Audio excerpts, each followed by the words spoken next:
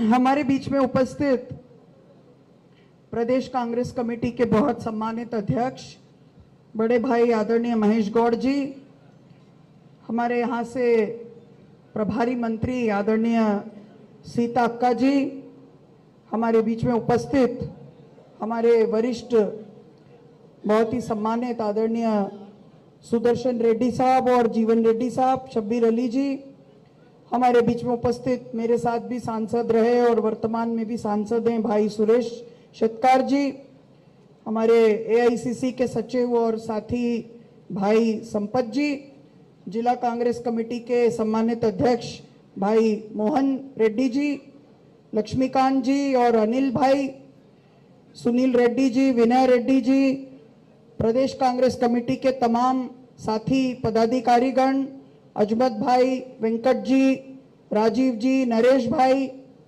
भूपत रेड्डी जी हमारे विधायक और हमारे साथी रहे, मेरे साथ 2022 के पदयात्रा में भी साथ में चले और हमारे तमाम बहुत सारे साथीगण उसमें रहे। हाँ, वो तो बोल दिए, वो आज हमारे साथ सुबह से श्रमदान में भी थे। हमारे सभी मंडल के अध्यक्षगण, माताओं बहनों, बहुत देर से बहनें भी यहाँ पर उपस्थित हैं, भाइयों, साथियों, बुजुर्गगण और मीडिया के बंधुओं, मंच पर उपस्थित अन्य सभी पदाधिकारी साथियों, फ्रंटल ऑर्गेनाइजेशन और डिपार्टमेंट के अध्यक्ष और साथीगण, और अभी पिछले 2-3 दिन से साथ में पैदल यात्रा में चल रहे सभी साथियों, सभी सम्मानित यहाँ पर उपस्थित कार्यकर्तागण, सबसे पहले मैं आप सबका बहुत बहुत धन्यवाद करती हूँ। मुझे निजामाबाद इसके पहले भी 2022 में सर्वोदय पदयात्रा में निजामाबाद जिले में करीब 1 हफ्ते हम लोग थे और मुझे मौका मिला आप सबके बीच में आके बात करने का। यहाँ नहीं आए थे, लेकिन जिला बहुत बड़ा है, जिले के दूसरे हिस्से में हम लोग साथ में आए। इसमें भी आए थे? अच्छा, बाजू में, ओके, बढ़िया। बहुत सारे साथियों के घर तब जाने का मौका मिला। हमारे बहुत सारे साथी आज भी मिलने आए, उस समय जो हमारे साथ कार्यक्रम करवाए वो सब लोग भी यहाँ पर आए। वो महेंद्र जी के घर में दोपहर में रुके थे, हम सरपंच साहब थे उस समय। आज उनकी श्रीमती जी भी मिलने के लिए आई, तो बहुत सारे साथियों से दोबारा मिलने का मौका मिला। आजादी के आंदोलन के समय कांग्रेस के नेताओं ने पैदल चलकर लोगों को उनके हक के लिए जागृत करना और उस वक्त के एक ऐसे साम्राज्य, अंग्रेजी साम्राज्य जो कि पूरी दुनिया में फैला हुआ था, उसके सामने उसको चुनौती देने का काम गांधी जी ने पैदल यात्रा के दौरान हजारों की संख्या में ग्रामीण जन, किसान, मजदूर, दलित, अल्पसंख्यक, पिछड़े, आदिवासी सबको साथ लेकर आह्वान किया। विनोबा जी ने अपने जीवन में करीब 60,000 किलोमीटर की पैदल यात्राएं की। आज जो हिस्सा बांग्लादेश में, वहां भी वो पैदल गए। और आपके अपने प्रदेश से पोचमपल्ली, भूदान पोचमपल्ली जिसको आप लोग कहते हैं, वहां से पहले उन्होंने भूदान यात्रा भी शुरू किया। लेकिन आधुनिक भारत में, 21वीं सदी के भारत में अगर किसी ने पैदल यात्रा करके, किसी राजनीतिक व्यक्ति ने लोगों के करीब जाने की कोशिश की, तो वो हमारे नेता राहुल गांधी ने की। कन्याकुमारी से लेकर कश्मीर तक पैदल यात्रा की। जब यात्रा शुरू हुई तो बहुत सारे मीडिया के बंधु, बहुत सारे कांग्रेस के भी साथी ये सोचते थे हफ्ते 10 दिन राहुल जी चलेंगे, उसके बाद वो चले जाएंगे, कांग्रेस के लोग चलते रहेंगे। लेकिन वो डटे रहे, पीछे नहीं मुड़े, चाहे पानी बरसा, चाहे बहुत धूप थी, गर्मी थी, उमस थी, कश्मीर में बर्फ पड़ रही थी, लेकिन वो चलते रहे। और उन्होंने हमको एक रास्ता दिखाया, माननीय खड़गे जी ने और राहुल जी ने हमको एक रास्ता दिखाया। जैसे सोनिया जी ने प्रधानमंत्री का पद ठुकराकर हमको एक रास्ता दिखाया, हम सबको याद दिलाया कि भारत की जो परंपरा है वो त्याग की परंपरा है, भारत की जो परंपरा है वो सेवा की परंपरा है, भारत की जो परंपरा है वो तपस्या की परंपरा है, जिसके बारे में राहुल जी हर भाषण में हमको बताते हैं। तो वो परंपरा के तहत हाथ से हाथ जोड़ो कार्यक्रम, जय बापू जय भीम जय संविधान कार्यक्रम और प्रदेश कांग्रेस कमेटी के आह्वान पर जो जनहित पदयात्रा है वो भी उसकी कड़ी में जुड़ा हुआ कार्यक्रम है। उसमें मुझे भी आपके बीच में आने का मौका मिला। मैं सबको हमेशा ये बात बोलती हूं, कांग्रेस पार्टी का कार्यकर्ता हो जाए तो आपको क्या गारंटी मिलती है? सांसद विधायक होने की गारंटी नहीं है, लाखोंपति करोड़पति होने की गारंटी नहीं है, लेकिन अगर आप कांग्रेस के कार्यकर्ता हो जाएं तो कारगिल से लेके कन्याकुमारी तक और अरुणाचल प्रदेश से लेके कच्छ तक कहीं भी चले जाएं, आपको हर गांव में एक परिवार ऐसा मिल जाएगा जहां आप रह सकते हैं, क्योंकि कांग्रेस आपको इतना बड़ा परिवार देती है। दुनिया में ऐसे कोई और दल नहीं होगा जहां के साथी ये कह सकते हैं कि हमारा हर गांव में एक परिवार है। आजकल तो मोबाइल का जमाना है। जब मैंने अपना राजनीति शुरू किया था एनएसयूआई में तो कोई मोबाइल फोन वोन होता नहीं था, लेकिन मन में विश्वास रहता था कि कहीं भी चले जाएं क्या हो जाएगा, कोई ना कोई तो कांग्रेस का मिल ही जाएगा। और यही विश्वास हम लोगों को आपसे जोड़ता है, वरना मेरा तेलंगाना में आने का क्या कारण हो सकता है?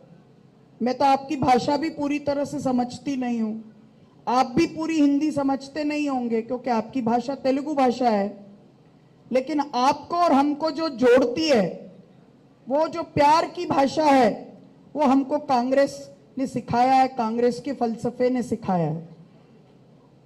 वो प्यार की भाषा जो गुरु नानक देव की थी, गौतम बुद्ध की थी, महावीर स्वामी की थी, भगवान श्री राम की थी, श्री कृष्ण की थी, वो प्यार की भाषा जो हमें हमारे सूफी परंपरा में कबीर ने, बसवण्णा ने, अक्का महादेवी ने, सबने सिखाया। जो संत सेवालाल की पूजा यहाँ पर होती है, लंबाड़ा समाज के लोग उनको मानते हैं, उन्होंने सिखाया। वो जो प्यार की भाषा है वही विरासत कांग्रेस की विरासत। तो अभी पूरे देश में 2 मॉडल चल रहे हैं। राहुल गांधी जहां भी जाते हैं वो तेलंगाना मॉडल की बात करते हैं। वो तेलंगाना मॉडल क्या है? वो प्यार की नींव पर खड़ा मॉडल है कि हम अपने देश के लोगों की गिनती करके देखें कि वो समाज जो 2,500-3 हजार साल से पीछे थे उनको हम आगे कैसे लाएं। डॉक्टर हमारी नब्ज पकड़े बगैर बता नहीं सकता कि क्या बीमारी, और नब्ज पकड़ना पुरानी बात थी, अभी तो स्कैन करते हैं, एक्सरे निकालते हैं। ये जो तेलंगाना जाति जनगणना हुई है वो साइंटिफिक तरीके से 88 करोड़ पेपर लेके आपका और हमारा प्रदेश का एक्सरे हुआ है कि कौन कितना पीछे है, किसको हमको आगे लेकर जाना है। ये क्या मॉडल है?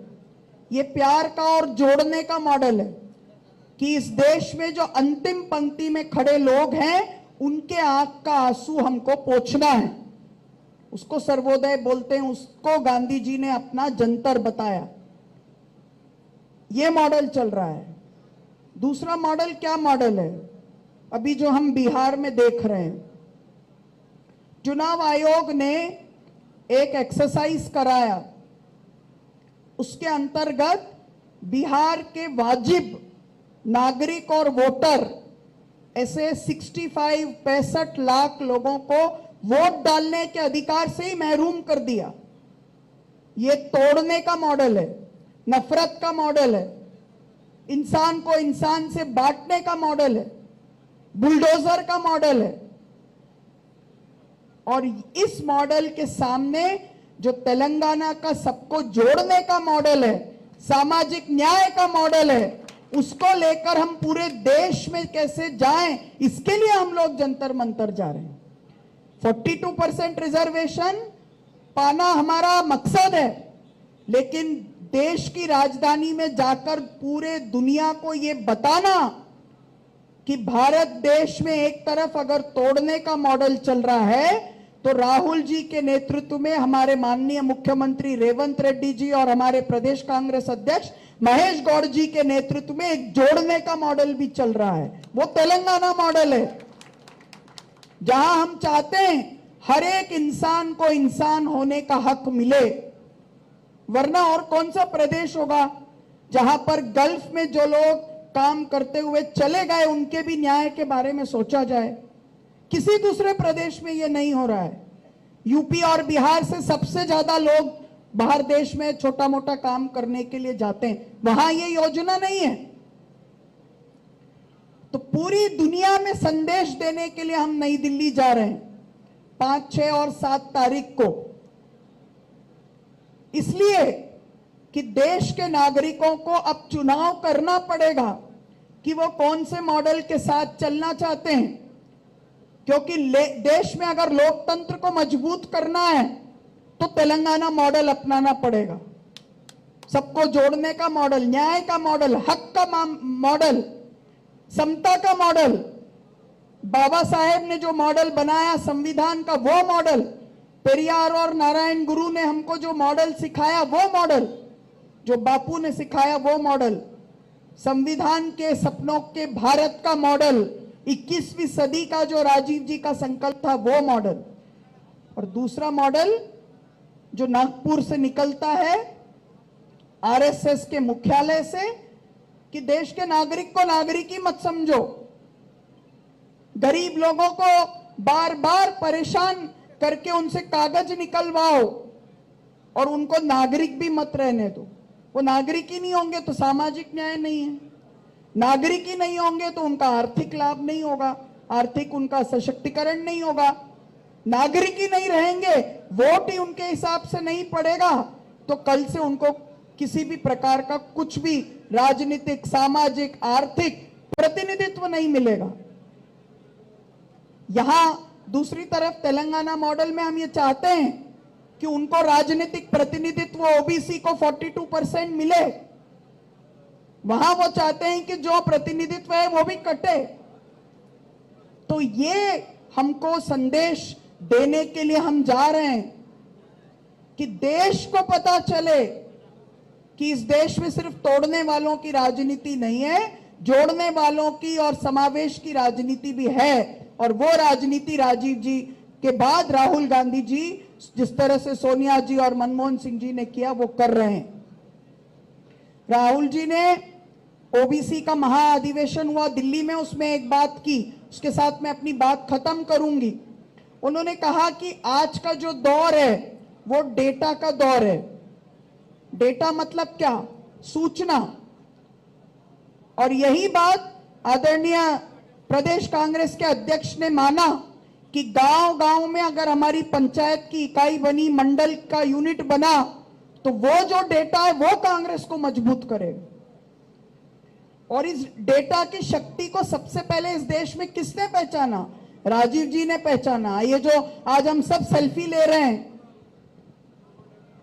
80 के दशक में उन्होंने सूचना की क्रांति लेकर नहीं आए होते तो न तो कंप्यूटर होता, न तो हमारे हाथ में फोन होता, न तो हम सेल्फी खिंचवाते हैं। वो इसलिए किया कि सूचनाओं पर अधिकार केवल एक वर्ग का नहीं होना चाहिए, हम सबके पास होना चाहिए। तो ये एक नए राजनीतिक दशक की शुरुआत है। तेलंगाना बहुत खास है इस वक्त, पूरी दुनिया की नजर तेलंगाना पर है, सिर्फ देश की नहीं। जब पूरे दुनिया में हर देश दूसरे देश से अभी लड़ रहा है, तो तेलंगाना पर सबकी नजर है कि हम कैसा मॉडल लेकर आएंगे जिसमें हर एक व्यक्ति का डेटा है, जिसके आधार पर हम उसके पिछड़ेपन को दूर करने की कोशिश करेंगे, योजनाएं लेकर आएंगे। और ये कांग्रेस के मुख्यमंत्री, कांग्रेस की कैबिनेट, कांग्रेस के प्रदेश के अध्यक्ष और नेता और हमारे तमाम एमएलए साथीगण और हमारे हजारों की संख्या में कार्यकर्ता बंधुओं ने किया। उसमें मुझे आपके बीच में यात्रा में आने का मौका मिला। मुझे आपके साथ आकर बहुत अच्छा लगा। बहुत बहुत धन्यवाद। जय हिंद, जय भारत, जय जगत।